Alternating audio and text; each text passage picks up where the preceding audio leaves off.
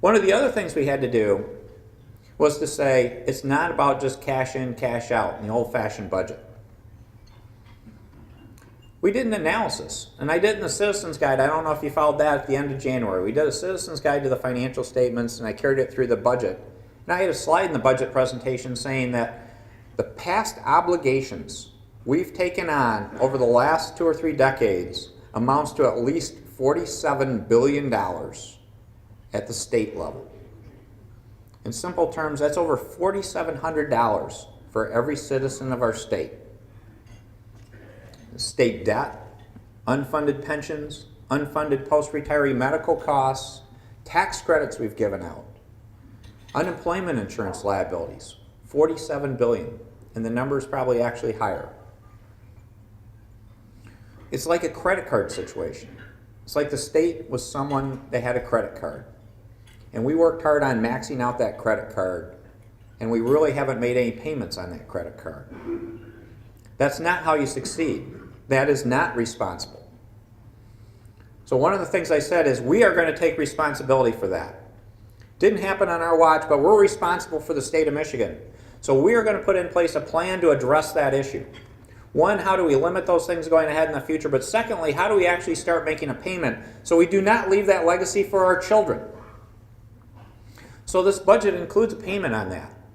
And to give you an illustration, it's more than the minimum payment on the post-retiree medical. And if you just did the minimum payment required on that one piece of that $47 billion, post-retiree medical piece is $14.5 billion. Simply by making that required payment, we can drop that liability by over $5 billion on a regular basis. That's a lot of money. And that's the right thing to do, is start making regular payments down on that credit card. So that's part of this package.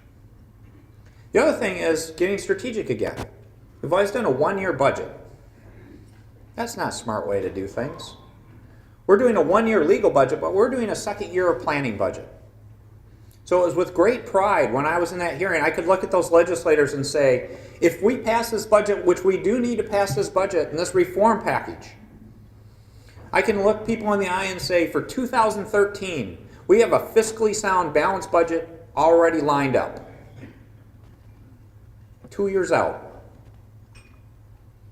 And as we progress over time, I want us to start doing even longer term forecasting. So we can be thoughtful about where we use our resources. Again, real results for real people. It's amazing if you think about it. I actually get excited about thinking budget and tax stuff. Because by doing it the right way, we're creating a great foundation. The fourth principle, though, is the tough part, because this was a tough situation, and it is difficult, because we are asking people to sacrifice. And that's the fourth principle, that it had to be a model of shared sacrifice. We all need to share in this in some fashion in the short term.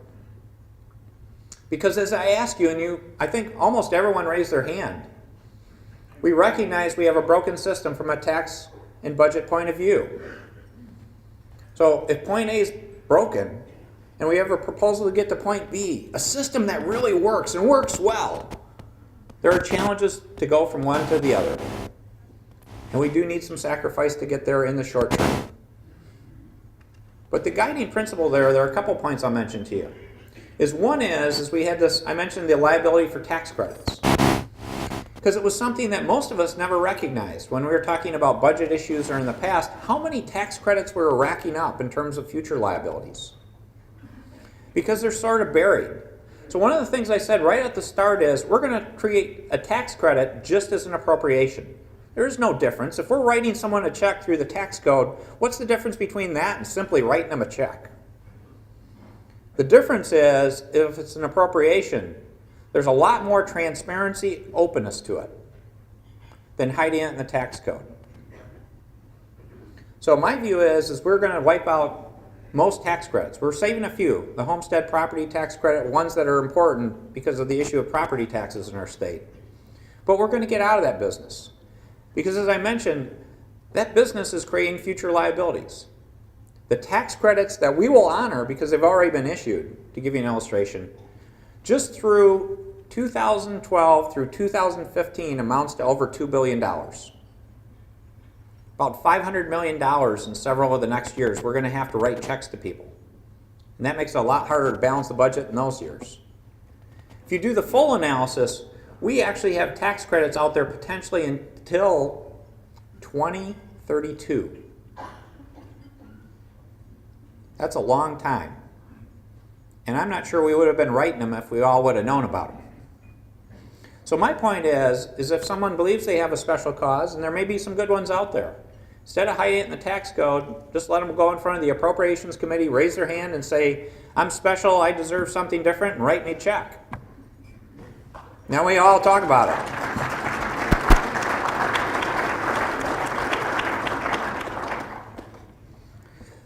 So the other part of that is planning for our future. Why is this shared sacrifice worth it?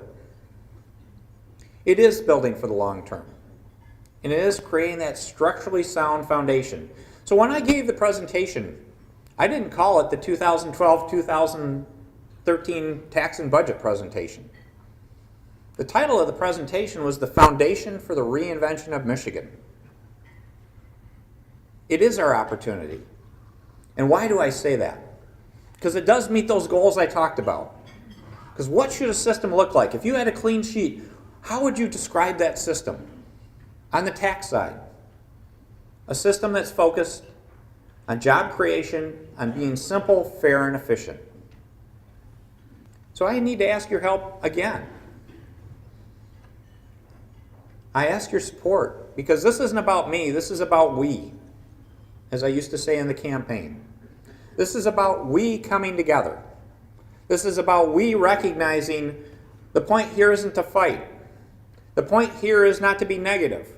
The point here is not to look in the rearview mirror to say this is how we always have done things so it makes it right. The point here today is to be positive. To say this is an exciting opportunity. We've gone through so many tough times. This is our chance to turn that attitude around. This is our opportunity to look towards the future. To say, what's it going to take to get us back on top? We have the talent. We have the resources. We have everything we need. It's just us getting our act together.